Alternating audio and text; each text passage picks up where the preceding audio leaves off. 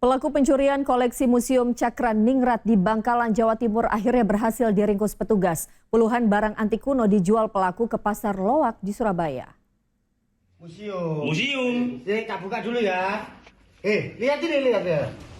Pria ini ditangkap petugas saat membobol sebuah rumah tempat usaha laundry di Jalan Joko Tole, Kabupaten Bangkalan, Jawa Timur.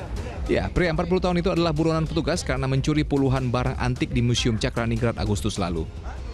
Namun saat digeledah, polisi hanya dapat menemukan 3 piring keramik kuno karena puluhan benda bersejarah lainnya telah dijual ke Pasar Loak di kawasan Surabaya seharga 3 juta rupiah.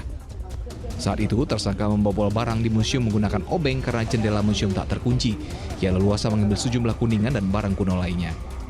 Barang-barang yang diambil oleh pelaku ini ada beberapa batang logam kuningan gamelan, kemudian lonceng, dan ada 3 piring kuno.